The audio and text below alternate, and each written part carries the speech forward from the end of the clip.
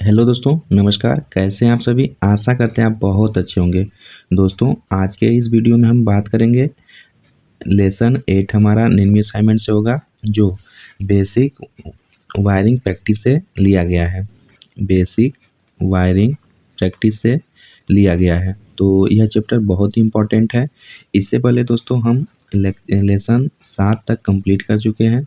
आज हमारा ये 8वां लेसन है। तो इससे पहले नहीं देखे हैं ये सब लेसन तो कृपया इस वीडियो के प्लेलिस्ट में जाके, इस चैनल के प्लेलिस्ट में जाके या फिर चैनल में वीडियो सेक्शन में जाके ज़रूर देख लीजिएगा। तो आप नए हैं हमारे चैनल पे तो सब्सक्राइब जरूर कर लीजिएगा, ताकि सबसे पहले आपको नोटिफिकेशन मिले। तो चलिए फिर वीडियो को स्टार्ट कर लेते हैं। देखिए, क्वेश्चन 41 है, how the conduit pipe are specified, यानी कंड्यूट पाइप कैसे निर्दिष्ट किए जाते हैं। लेंथ इन मीटर में, यानी लंबाई मीटर में, दीवार की मोटाई mm में, तीसरा है आंतरिक व्यास mm में, चौथा है वह व्यास mm में। दोस्तों, क्वेश्चन जो बोल रहा है वह बोल रहा है कि जो कंड्यूट पाइप होती है वह कैसे स्पेसिफाइड, मतलब मेजर कैसे किए जाते हैं। ठीक है, तो mainly right answer option D हो जाएगा। आउटर डायमीटर इन mm, यानी वह व्यास mm में यह मेजर किए जाते हैं। दोस्तों, कंड्यूट पाइप होता क्या है? तो कंड्यूट पाइप जो होता है हिंदी में से वाहक नली कहते हैं। वाहक नली कहते हैं। तो वाहक नली वायरिंग सबसे ज़्यादा टिकाऊ होती है। ठीक है, यह बेस्ट होती है, सबसे ज़्यादा टिकाऊ होती है और आग वगैरह से सुरक्षित होती है। तो यह किस चीज़ की बनी होती है? सामान्यतः यह पीवीसी की बनी होती है। पीवीसी का full form poly vinyl chloride होता है। तो पीवीसी वाहक नली आमतौर पर प्रयोग में लाई जाती है। ठीक है, लेकिन दोस्तों ज़रूरत पड़ने पर मेटल या फ्लेक्सिबल कंड्यूट पाइप भी प्रयोग में लाई जाती है। तो बात करें यह कितने प्रकार की होती है, तो यह 2 प्रकार की होती है। ठीक है, पहला जो होता है सरफेस कंड्यूट वायरिंग, जो दीवार पे लगा रहता है। ठीक है, तो सरफेस कंड्यूट वायरिंग होता है। और जो दूसरा होता है वह कंसील्ड कंड्यूट वायरिंग होता है। दूसरा कंसील्ड कंड्यूट वायरिंग होता है।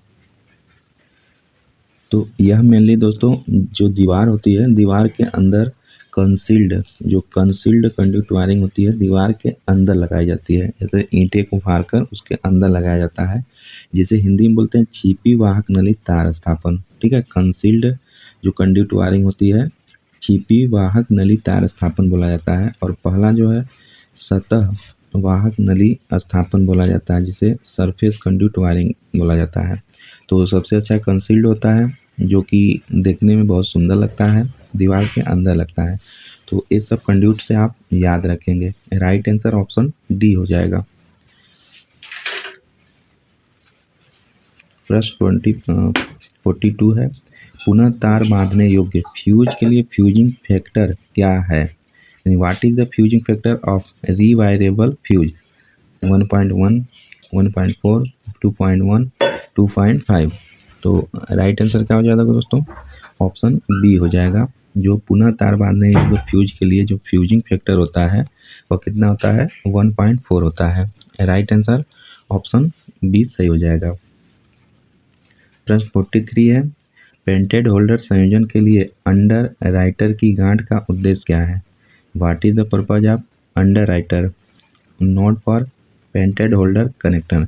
जो दोस्तों पेंटेड होल्डर होता है वह लटकता हुआ जो होल्डर होता है जिसमें बल्ब लगाया जाता है, वह पेंटेड होल्डर होता है। तो पेंटेड होल्डर संयोजन के लिए अंडर राइटर की गांठ का उद्देश्य पूछा है। तो पहला हो जाएगा ढीले संयोजन से बचाव, दूसरा यांत्रिक शक्ति में वृद्धि, तीसरा है अत्यधिक कैप कवर दबाव को रोकना, चौथा है समान के टर्मिनल से तनाव कम करना। तो दोस्तों इस प्रश्न का राइट आंसर जो है ऑप्शन डी हो जाएगा। Reduce the strain from the terminal of access series, यानी समान के टर्मिनल से तनाव कम करना होता है। राइट आंसर ऑप्शन डी हो जाएगा। जो अंडराइजर की गांठ का उद्देश्य होता है वह समान के टर्मिनल से तनाव कम करना होता है। ऑप्शन डी बिल्कुल सही हो जाएगा। प्रश्न 44 है, what is the type of fuse? Fuse कौन से प्रकार का है? यह दिखाया गया है कौन से प्रकार का फ्यूज है। पहला चाकू धार कार्ट्रिज फ्यूज, दूसरा हाई रैप्चरिंग क्षमता फ्यूज, तीसरा है फेरल कॉन्टैक्ट कैटराइज फ्यूज होता है, या चौथा आपका डायज पेज प्रकार का कैटराइज फ्यूज होता है। तो दोस्तों इस प्रश्न का राइट आंसर ऑप्शन बी हो जाएगा, हाई रैप्चरिंग कैपेसिटी फ्यूज। तो ये जो फिगर दिखाया गया है यह हाई रैप्चरिंग कैपेसिटी फ्यूज दिखाया गया है, जो शॉर्ट फॉर्म में HRC फ्यूज भी बोलते हैं इसे, HRC फ्यूज बोलते हैं, जो हाई करंट के लिए प्रयोग किया जाता है। ठीक है, तो फिगर को आप याद रखेंगे, राइट आंसर ऑप्शन बी हो जाएगा। प्रश्न 45 है, विद्युत सामग्री का नाम क्या है? तो सामग्री पूछा है तो इसका नाम बताना है क्या है। पहला ब्रैकेट होल्डर, दूसरा एडिशन स्क्रू प्रकार होल्डर, चौथा तीसरा कोण स्क्वेब लैंप होल्डर, चौथा है गोलियट एडिशन स्क्रू लैंप होल्डर। तो दोस्तों इस प्रश्न का राइट आंसर ऑप्शन बी हो जाएगा। यह जो दिखाया गया है एडिशन स्क्रू प्रकार का होल्डर है। तो आप देख सकते हैं कुछ कसा हुआ कसा जैसा है यहाँ पे। ठीक है, तो एडिशन स्क्रू टाइप होल्डर होता है। राइट आंसर ऑप्शन बी हो जाएगा। प्रश्न 46 है, वायरिंग पर्पज में प्रयुक्त प्रतीक का नाम बताइए। तो यह सिंबल दिखाया गया है, सिंबल का नाम बताना है कि यह सिंबल क्या दर्शाता है। पहला लिंक, तो लिंक बिल्कुल नहीं दर्शाता है। दूसरा फ्यूज, फ्यूज का ऐसे बनता है। ठीक है, पुल स्विच, चौथा है प्लग एंड सॉकेट। तो दोस्तों राइट आंसर क्या हो जाएगा, ऑप्शन डी हो जाएगा। यह प्लग एंड सॉकेट दोनों को दर्शाता है ना, प्लग एंड सॉकेट दोनों को दर्शाता है। तो राइट आंसर क्या हो जाएगा, ऑप्शन डी बिल्कुल सही हो जाएगा, प्लग एंड सॉकेट को दर्शाता है यह फिगर। ऑप्शन डी बिल्कुल सही हो जाएगा। क्वेश्चन 47 है, यल श्रेणी MCB के द्वारा किस प्रकार के भार को सुरक्षित किया जाता है? मोटर के, गीजर के, हैंड टूल्स के, एयर कंडीशनर के। तो दोस्तों इस प्रश्न का राइट आंसर ऑप्शन बी हो जाएगा। जो एल श्रेणी MCB के द्वारा होता है वह गीजर यानी लोडेड जो सामग्री होती है उसके लिए प्रयोग किया जाता है, एल श्रेणी की MCB। तो दोस्तों जो एल सीरीज MCB होता है वह गीजर यानी जो भी आपका रजिस्टिव लोड है, रजिस्टिव लोड के लिए प्रयोग किया जाता है एल श्रेणी MCB।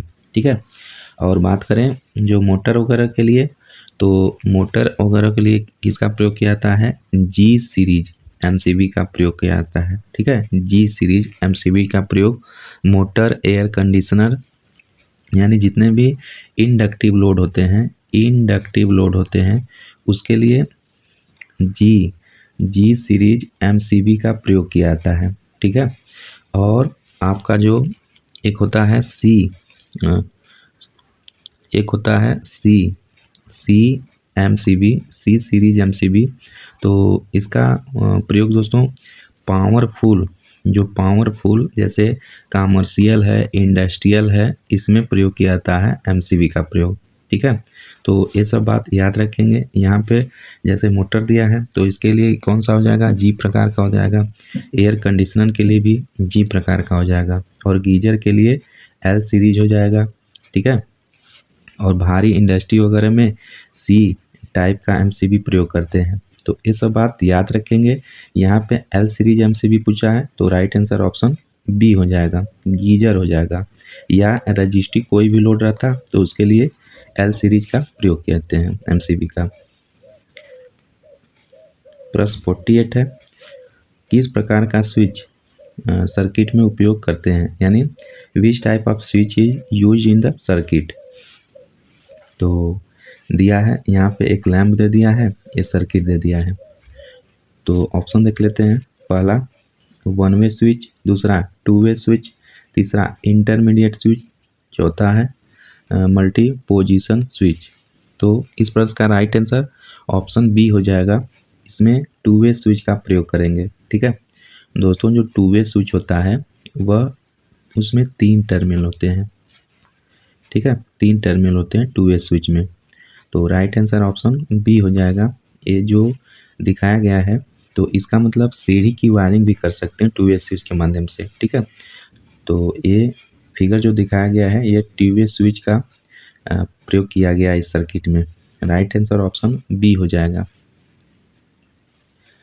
प्रश्न 49 है, कम धारा रेटेड केबल को उच्च धारा भार में जोड़ने पर क्या प्रभाव होगा। यानी कम धारा रेटेड केबल है तो उसे उच्च धारा भार में जोड़ने पर क्या प्रभाव होगा। पहला, वोल्टेज पाथ बढ़ेगा, दूसरा भार धारा घटेगा, तीसरा वोल्टेज पाथ घटेगा, चौथा है गर्मी के कारण केबल खराब हो जाएगा। तो राइट आंसर ऑप्शन डी हो जाएगा। दोस्तों, कम लोड भार धारा वाला कोई भी केबल है उसे हाई करंट पे यूज करेंगे तो क्या होगा, पहले गर्म हो जाएगा और गर्मी से वह उसका इंसुलेशन चूर जाएगा और केबल खराब हो जाएगा। तो राइट आंसर ऑप्शन डी हो जाएगा, क्योंकि उसमें जितना धारा पास होने का क्वालिटी रहेगा, गुण रहेगा, उससे अगर ज़्यादा करेंगे तो भाई वह सह नहीं पाएगा, इसलिए वह गर्म होकर खराब हो जाएगा जलकर। ऑप्शन डी बिल्कुल सही हो जाएगा। प्रश्न 50 है, कंडक्ट सामग्री का क्या नाम है। तो यह कंडक्ट सामग्री दिखाया गया है, इसका नाम बताना है। पहला सॉलिड बैंड, दूसरा सॉलिड एल्बो, तीसरा इंस्पेक्शन बैंड, चौथा है इंस्पेक्शन एल्बो। तो राइट आंसर ऑप्शन सी हो जाएगा, निरीक्षक बैंड है, यानी इंस्पेक्शन बैंड है। ऑप्शन सी बिल्कुल सही हो जाएगा। यह फिगर जो दिखाया गया है इंस्पेक्शन बैंड है। प्रश्न 51 है, मध्यवर्ती स्विच जिसे इंटरमीडिएट स्विच बोलते हैं के साथ कितने 2 वे स्विच एक लैंप को 3 अलग अलग स्थानों से नियंत्रित करने के लिए उपयोग किए जाते हैं। तो दोस्तों, कम से कम जो है अलग अलग स्थानों से दो जो 2 वे स्विच का प्रयोग लैंप के 3 अलग अलग स्थानों से नियंत्रित के लिए उपयोग किए जाते हैं। तो यहाँ पे राइट आंसर ऑप्शन बी हो जाएगा। मध्यवर्ती स्विच के साथ कितने 2 वे स्विच, तो 2 2 वे स्विच एक लैंप को 3 अलग अलग स्थानों से नियंत्रित करने के लिए उपयोग किए जाते हैं। तो राइट आंसर ऑप्शन बी हो जाएगा। जो 2 वे स्विच होता है दोस्तों उसमें 3 टर्मिनल होते हैं, ठीक है, 3 टर्मिनल होते हैं। बाकी वन वे स्विच में 2 टर्मिनल होते हैं, ठीक है, ये बात याद रखेंगे। तो यहाँ 2 हो जाएगा। क्वेश्चन 52 है, कंसील्ड वायरिंग का क्या फ़ायदा है, यानी what is the advantage of concealed wiring.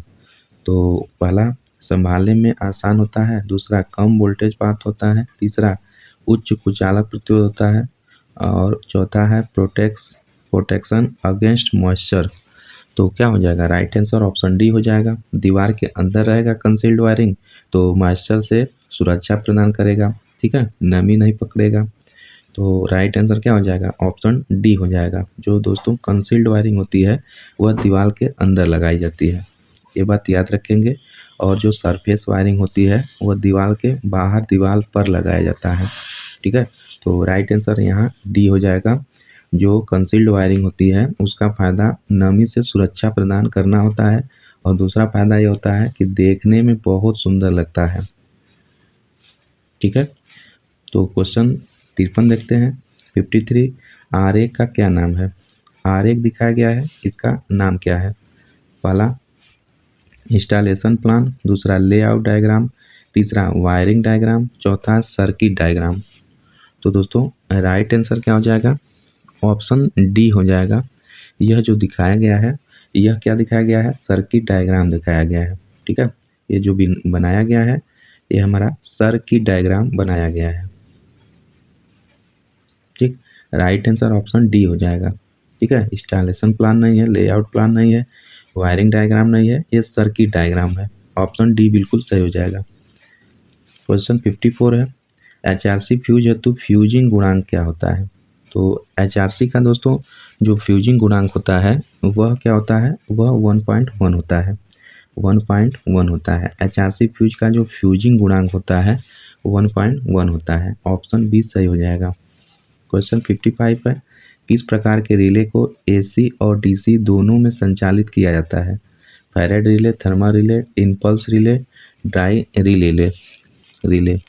तो राइट आंसर ऑप्शन सी हो जाएगा, जो आवेग रिले होता है, इम्पल्स रिले, इसको क्या करते हैं हम AC और DC दोनों में प्रयोग कर लेते हैं। ठीक है, तो ऑप्शन आपका सी बिल्कुल सही हो जाएगा। ठीक है, ऑप्शन सी बिल्कुल सही हो जाएगा। क्वेश्चन 56 है, विद्युत उपकरण में प्रयुक्त सामग्री का क्या नाम है? तो फिगर में सामग्री दिखाया गया है, इसका नाम बताना है। क्या है? 2 पिन प्लग, दूसरा 3 पिन प्लग, तीसरा है iron connected with direct entry, चौथा है flat connector with side entry. तो दोस्तों ये जो फिगर दिखाया गया है आपका, क्या दिखाया गया है? Iron connected connector with direct entry, यानी सीधे प्रवेश के साथ लौह संयोजन या सीधे प्रयोग के साथ लौह संयोजन को दिखाया गया है। तो ऑप्शन सी बिल्कुल सही हो जाएगा। ठीक है, प्रश्न 57 है, सामग्री प्रतीक का नाम बताना है। दोस्तों यह प्रतीक दिखाया गया है, इसका आपको नाम बताना है। क्या है? Bell push switch, 2 way switch, तीसरा 1 वे स्विच, चौथा क्या है? बहुस्थिति एकल ध्रुव यानी multi position switch, single pole switch.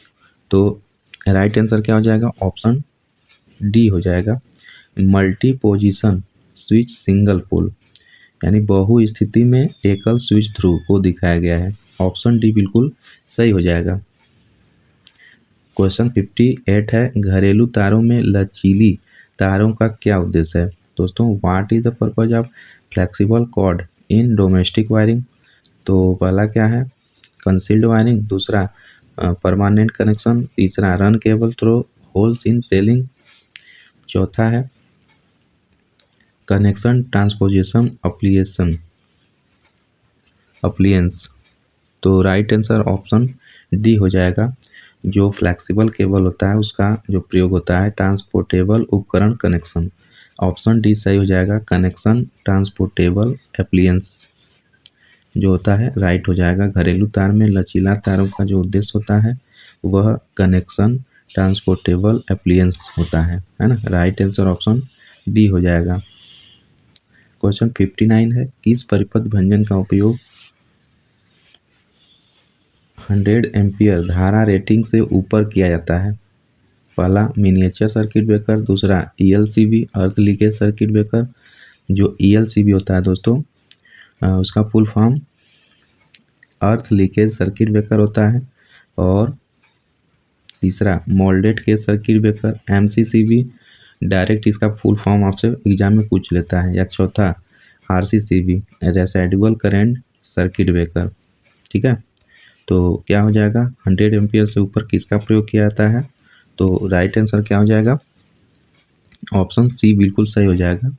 जो MCCB होता है मोल्डेड केज सर्किट ब्रेकर, इसका प्रयोग जो है 100 एम्पियर से ऊपर किया जाता है।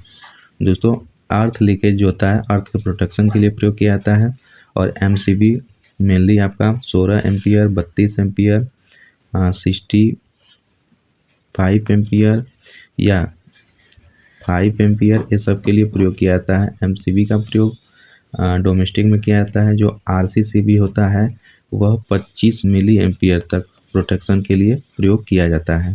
ठीक है, इसको भी आप याद रखेंगे।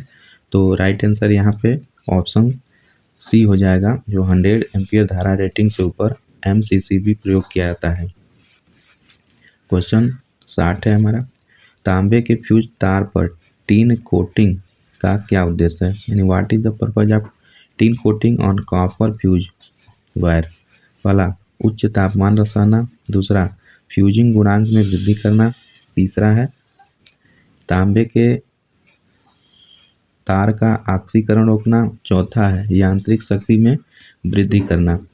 तो राइट आंसर क्या हो जाएगा? ऑप्शन सी हो जाएगा, तांबे के तार का ऑक्सीकरण रोकना, इसलिए टीन की कोटिंग करते हैं। ठीक है, तांबे के फ्यूज पे। राइट आंसर ऑप्शन सी हो जाएगा। प्रश्न 61 है, 4 कुचालित चालकों के समूह का क्या नाम है? यानी what is the name of the 4 insulated conductor group? तो क्या नाम है? पेयर है, कोर है, क्वार्ट्स है, लेयर है।